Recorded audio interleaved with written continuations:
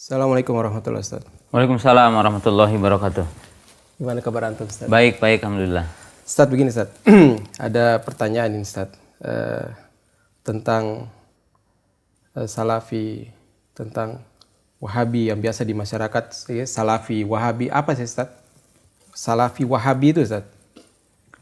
Bismillah, alhamdulillah, wassalatu wassalamu ala rasulillah wa ala alihi wa ashabihi wa man tabi'ahum bi ihsan ila yaumid amma ba'du. Secara singkat saya akan katakan bahwa istilah Wahabi menurut para ahli sejarah ataupun para peneliti ini diistilahkan kepada Syekh Muhammad bin Abdul Wahhab rahimahullahu taala, yang mana Syekh Muhammad bin Abdul Wahhab rahimahullahu taala adalah salah seorang ulama ahli sunnah, yang beliau itu mengembalikan orang kepada akidah ahli sunnah wal jamaah, kepada akidah salafus soleh, memurnikan Islam. Maka bisa dikatakan bahwa istilah Wahabi itu muncul dan dimunculkan, disebutkan sebuah pemahaman, dan kemudian di situ disebutkan sebuah tuduhan-tuduhan kepada Syekh Muhammad bin Abdul Wahhab dan kepada orang yang dikatakan pengikutnya sebagai Wahabi itu oleh dua kekuatan.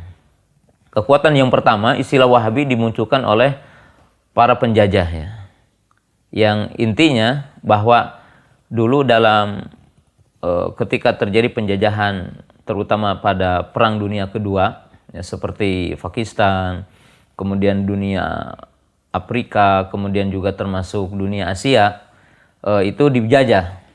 Dan orang-orang yang berusaha menentang penjajah itu rata-rata ahlu tauhid. Jadi orang-orang yang mendakwahkan tauhid, orang-orang yang mereka itu punya giroh yang tinggi kepada Islam dan ingin mengembalikan kaum muslimin kepada kejayaan, memerdekakan diri.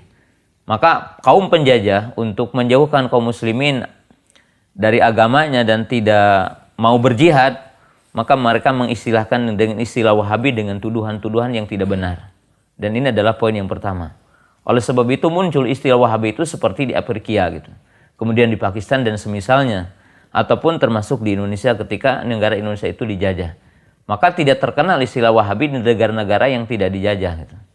Ya, itu yang pertama. Yang kedua, bahwa istilah Wahabi juga dimunculkan oleh musuh-musuh ahli sunnah, yaitu orang-orang Syiah Rafidhah. Di mana orang-orang Syiah Rafidhah itu mengetahui bahwa Syiah ini memiliki catatan, istilahnya itu sejarah hitam, di mana mereka melakukan bentuk-bentuk kezaliman di dunia Islam, sebagaimana disebutkan dalam sebuah kitab Khianatus Syiah. Jadi khianat orang-orang Syiah terhadap kaum muslimin, dari mulai dibunuhnya kaum muslimin di Mekah sekitar 20.000 orang, dibunuhnya kaum muslimin di Baghdad dan sebagainya. Syiah itu. Nah, orang-orang Syiah. Nah, orang-orang Syiah Rafidhah ini bermaksud untuk mengkelabui kaum muslimin, ya, dan membuat sejarah palsu, dan itu dinisbatkan kekerasan ini kepada Syekh Muhammad bin Abdul Wahhab rahimahullahu taala. Dan inilah satu sejarah yang dimunculkan hari ini oleh sebagian orang, kekerasan itu kepada istilah Wahabi. Dan ini pemutar balikan fakta. Ini sejarah yang wajib kita ketahui. Ideologi Muhammad bin Abdul Wahhab. Muhammad bin Abdul Wahhab mewarisinya 500 tahun sebelumnya dari ajaran Ibnu Taimiyah Al-Harrani. Muhammad bin Abdul Wahhab mengajarkan sebuah ajaran yang dipertahankan oleh mereka sampai sekarang, yaitu yang terkenal dengan nama Nawaqidul Islam. Hal-hal yang membatalkan Islam. Jadi kalau saudara melakukan yang itu, batal saudara sebagai Islam. Artinya saudara berubah menjadi kafir. Kapan seorang Islam itu jadi kafir? Awalnya dari Muhammad bin Abdul Wahhab yang dia sebut Nawaqid al-Islam. Hal-hal yang membatalkan keislaman. Nawaqidul Islam itu dari Muhammad bin Abdul Wahhabnya ada 10, nanti saya sebutkan dengan cepat. Oleh ulama Wahabi sekarang, sebetulnya Nawaqidul Islam al-Asarah, 10 yang membatalkan Islam ini, hiya al-mujibatu liriddah. Itu yang memastikan bahwa orang itu murtad. Jadi kalau melakukan yang 10 itu, saudara murtad. Wa yajibu qatluh, dan wajib dibunuh. kalau saudara melanggar ini. Nah lucunya yang 10 pembatal Islam itu dengan penafsiran para ulama kemudian bisa berubah menjadi lebih banyak lagi karena lebih spesifik. Walakin hadhil mukaffirati wa nawaqid saufa tazdadu ishaban wa rubbama adadan. Yang mengkafirkan itu bertambah-tambah dari segi isinya juga dari segi bilangannya. Karena min khilali syuruh wa tafsir alamataniha, dari penafsiran orang-orang sesudahnya. Fa Syekh Muhammad bin Abdul Wahab matalan, Syekh Muhammad bin Abdul Wahab juga kalau menjelaskan itu, kalau ada orang tanya apakah ini begini, kafir, kata dia, tambah lagi yang menjadi penyebab kekafiran itu. Misalnya, kalau ada orang ngomong dengan kalimah-kalimah kufur, misalnya, gimana nih ya Tuhan tuh nggak adil, di sini hujan, di sana enggak, misalnya, ngomong aja. Atau kata kalau ada orang ngomong, walam ya'lam maknaha, dia enggak ngerti artinya, bahwa itu kufur. Apakah itu jadi kufur atau tidak? Karena dia tidak mengerti maknanya. Walam ya'lam maknaha, maka kata dia itu juga kufur. Kembali lagi kepada yang 10 itu. Yang satu adalah musyrik dalam ibadah kepada Allah. Itu sudah jadi kafir kita. Di antaranya adzabah li ghairillah. Orang yang menyembelih binatang bukan karena Allah. Termasuk itu misalnya menyembelih kambing dan kepalanya dikuburkan di jembatan. Atau menyembelih bukan karena Allah. Itu biasa kalau diperinci oleh para ulamanya, nanti hampir setiap sembelihan kita. Misal kalau kita menyembelih untuk selamatan karena saya lulus sebagai caleg, itu musyrik. Karena sembelihannya dilakukan bukan karena Allah, tapi karena lolos ke Senayan. Musyrik itu. Atau menyembelih makanan karena ulang tahun, musyrik. Karena itu min ghairillah. Yang kedua, man ja'ala bainahu wa bainallahi wasa'id. Yang kedua ialah bertawasul. Berdoa dengan membuat perantara antara Allah dan kita semua. Yad'uhum wa yas'aluhumus syafa'ah wa yatawakkalu alaihim fa innahu yukaffaru ijma'an. Kalau misalnya kita berdoa dengan bertawasul pakai bihaqqi, tapi bukan Allah. Seperti saya bihaqqi kaf ha ya ain sad ha mim ain sin qaf. Itu musyrik. Atau tawassalna bi bismillah wa bil hadi rasulillah wa kulli mujahidin lillah bi ahlil badri ya Allah. Dalam versi Ustaz Abu Ali, bi ahlil baiti ya Allah. Dan versi Abu Ali yang benar. Menurut mereka apakah versi Abu Ali atau versi orang NU, semuanya musyrik. Jadi orang NU menurut kelompok mereka itu musyrik. Itulah yang mereka sebut sebagai tauhid. Karena itu kan ditegaskan berkali-kali oleh Abu Muhammad al-Indonesi bahwa dasar kami itu adalah tauhid. Nomor 6. Za'a bisyai'in min dinir rasul. Barang siapa yang membuat jadi main-mainan, mencemoohkan apa yang berkaitan dengan agama Rasulullah sallallahu alaihi wasallam atau mencemoohkan pahala dan siksanya, kafar. Dia kafir. Karena ada banyak hadis-hadis yang kata mereka dari Rasulullah kemudian kita ketawakan. Misalnya ada hadis bahwa Tuhan itu turun ke langit dunia di pertengahan malam, atau Tuhan itu duduk di kursinya dan kursinya itu di atas aras yang dipikul oleh 80 kambing gunung. Tuhan duduk di atas kursi dan lebih besar kambing gunung karena kambing gunung memikul Tuhan. Yang dipikul biasa kan lebih kecil daripada yang memikul. Ini 80 kambing gunung. Nah, kalau kita tertawakan itu kafir. Halal darah. Pernah ada seorang orang Wahabi juga sekolah di Amerika. Dan dia menemukan sebuah fatwa dari orang Wahabi Kalau nggak salah dari Abdul Aziz bin Abdullah bin Baz. Sekarang alhamdulillah saya menyimpan kumpulan fatwa al-Wahabiyin, ulama-ulama Wahabi, dan di situ ada fatwa barang siapa yang percaya bahwa bumi ini bulat, dia kafir. Ini orang yang terdidik, ini orang Saudi pergi ke Amerika, bagaimana pendapat Anda? Ya, kafir kepada ulama. Kalau saya tidak percaya, karena ilmu membuktikan bahwa bumi ini emang bulat. Anda juga bisa melakukan eksperimen, menunjukkan bumi ini bulat. Anda yang percaya ke situ juga kafir. Itu nomor 3 itu. Malam yukafir al-musyrikin au yashikku fi kufrihin au suhaha madhabahum kafar. Siapa yang tidak mengkafirkan orang musyrik atau ragu bahwa mereka itu kafir atau membenarkan madhab mereka, dia kafir. Misalnya orang Syiah itu musyrik karena dia berdoanya pakai tawasul. Setiap malam Jumat mereka melakukan kemusyrikan itu. Allahumma inni as'aluka wa atawajjahu ilaika binabiyyika nabiyyir rahmah. Kafir itu.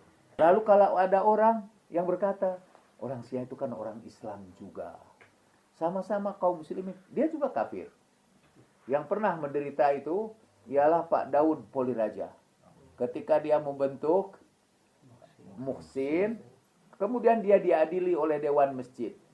Dan semua ustaz di situ menyatakan bahwa Daud Poliraja sekarang sudah kafir. Karena sudah membenarkan Syiah. Malam yukafir al-musyrikin au yashikku fi kufrihim au suhaha madhabahum kafaro. Nomor 3. Yang nomor 4, barang siapa yang yakin bahwa petunjuk selain petunjuk Nabi lebih sempurna dari petunjuk Nabi, dan hukum selain hukum Nabi lebih baik daripada hukum Nabi, seperti yang mendahulukan hukum Tauhid di atas hukum Allah dan Rasulnya, misalnya yang berhukum kepada Pancasila dan menganggap bahwa Pancasila lebih baik dari hukum Allah dan Rasulnya, itu juga kafir. Karena itu dari ajaran ini kita udah tahu, dan mungkin mereka bisa menerima Pancasila. Kalau mereka Pancasila, taqiyah aja. Baru sekarang mereka merasakan betapa bermanfaatnya taqiyah. Tapi sebetulnya dalam hatinya mereka tidak mau menerima Pancasila. Karena itu hukum bukan hukum Allah dan Rasulnya. Dan yang lucunya, apa yang disebut hukum Allah dan Rasulnya? Ialah hukum Allah dan Rasulnya seperti definisi mereka. Maksud saya, hukum Allah dan Rasulnya itu ialah tidak boleh menghormati bendera. Itu hukum Allah dan Rasulnya. Kalau kita menghormati bendera, itu kafir. Akhirnya apa yang disebut Islam itu, atau Ahlus Sunnah itu, atau Tauhid itu, ialah as they define it. Sebagaimana mereka mendefinisikannya.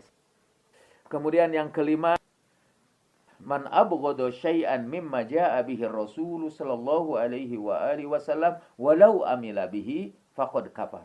Walaupun dia mengamalkan ajaran Rasul, tapi dia tidak suka dengan ajaran Rasul itu, dia kafir. Dan apa yang dimaksud dengan ajaran Rasul ialah ajaran Rasul seperti yang mereka ketahui lah atau mereka definisikan. Yang ketujuh, sihir. Barang siapa yang melakukan sihir atau ridho dengannya, dia kafir. Dan yang termasuk sihir ialah percaya kepada doa-doa. Misalnya kepada karomah-karomah. Buat mereka dianggap sihir. Pada hiris-hiris. Kalau kita menyembuhkan orang yang luka dengan betadin, itu tidak musyrik. Tapi kalau kita menyembuhkan orang yang luka dengan Al-Fatihah, itu musyrik. Sebetulnya ajaran mereka itu materialisme. Hanya percaya kepada sebab-sebab yang bersifat bendawi. Sebab-sebab gaib itu dianggap musyrik. 8. Muzaharatul musyrikin wa muawanatuhum 'alal muslimin. Menolong dan membantu orang-orang musyrik. Itu juga dalam membantu mereka untuk melawan kaum muslimin.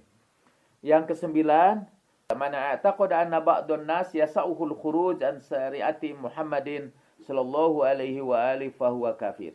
Barang siapa yang berkeyakinan bahwa sebagian orang boleh keluar meninggalkan syariat Islam, dia kafir. Yang ke-10, al-i'rad an dinillah, la yata'allamuhu wa la ya'malu bih. Berpaling dari agama Allah termasuk tidak mau belajar agama Allah. Saya teringat kepada besan saya seorang ibu yang cerita bahwa dia dianggap kafir ini karena dia punya besan orang musyrik. Jadi dia juga disebut musyrik. Besan saya yang laki-laki mengatakan, udah jangan ngaji aja ke sana. Nah setelah tidak ngaji lagi didatangi oleh ustadznya. Ibu-ibu ini udah tua, katanya. Ini barang siapa yang berpaling, tidak mau mempelajari agama dalam usia ini, itu juga udah dihitung kafir. Rupanya dari situ tuh, saya juga baru tahu sekarang, al-i'rad an dinillah, berpaling dari agama Allah. Tadi kan cuma 10, tapi dengan berikut penjelasannya bisa banyak. Ada turunannya, ada derivasinya dari situ. Maka dalam pandangan Wahabi, hampir semua orang itu kafir. Nah, saudara kalau sekarang mendengar ada pengajian yang mudah sekali mengkafirkan orang, membid'ahkan orang, saudara sedang berhadapan Ainul Wahabi. Tapi kalau orang Saudi nyimpen duitnya di Amerika, itu tidak musyrik. Atau kalau orang Saudi membawa tentara Amerika kan, dan membuat pangkalan di Saudi untuk membantu orang Amerika, itu tidak musyrik. Alasannya karena dulu waktu Rasulullah hijrah juga, Rasulullah menyewa seorang kafir untuk jadi penunjuk jalan. Itu bukan membantu orang musyrik, tapi kita minta orang musyrik membantu kita. Mungkin gitu alasannya. Jadi tidak membantu orang musyrik, tapi membantu orang musyrik untuk menghadapi, katanya di situ, alal muslimin, memerangi orang Islam. Itu yang menjadi murtad. Saya pernah berdebat dengan salah seorang ustadznya dulu, ketika mereka mengatakan menghormat bendera itu musyrik. Mengapa? Karena bendera itu benda, dan menghormati benda mati musyrik. Bagaimana kalau kita menghormati masjid, bahkan melakukan sholat untuk menghormati masjid? Dalam bahasa Arabnya tahiyatul masjid. Saya mula-mula tanya dulu, apa masjid itu benda mati atau benda hidup? Ya benda mati, kata dia. Oke. Bagaimana kalau kita sholat 2 rakaat untuk menghormati masjid yang benda mati? Apa itu musyrik?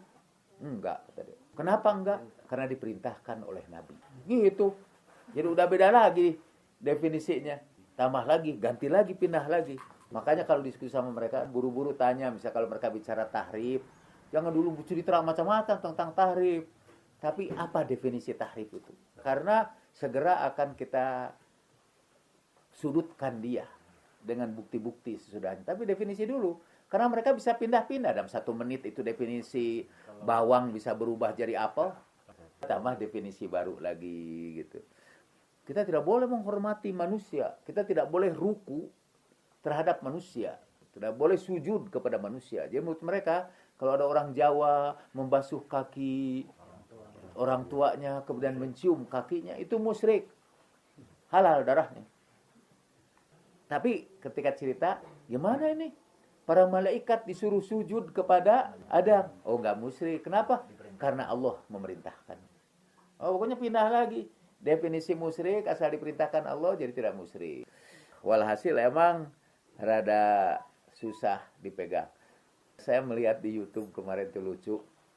Said Kamal Haidari tidak mau diskusi sama orang-orang Wahabi dalam satu televisi, di televisi dia. Kata dia, nggak mungkin kita bisa diskusi dengan Wahabi karena saya memang pernah menyaksikan diskusi antara Syed Tijani itu pernah diskusi di YouTube. Nah sempat ngomong langsung diserang terus gini dulu ini sampai karena dia terus ngomong aja, Syed Tijani tertawa terbahak-bahak. Judul YouTube-nya Syiah kalah total. Karena emang tidak bisa ngomong. Bagaimana bisa diskusi dengan orang yang terus-menerus ngomong? Mendominasi. Kalau kita mau bicara langsung. Saya baru lihat di YouTube itu seorang dia teriak-teriak. Syiah itu terpecah kepada 3 golongan. Terjemahkan ke dalam bahasa Melayu di bawahnya. Kepada 3 puak. Dan semuanya jahat. Syiah itu terpecah pada 3 golongan dan semuanya jahat. 1, Syiah Imamiyah. kedua Syiah Isna Asyariyah, dan ketiga Syiah Ja'fariyah. Di situ disebutkan. Itu ulama besarnya di Saudi. Maaf, kadang-kadang astagfirullahaladzim. Orang Syiah yang awamnya aja itu jauh lebih pinter dari orang pinternya Wahabiyah. Dan ciri mereka itu adalah simplifikasi. Agamanya itu sederhana. Nggak usah baca buku, nggak usah pakai otak juga. Jangan pakai akal. Dan mereka menentukan barang siapa yang menggunakan akal katanya, untuk menolak hadis Nabi, itu juga kafir.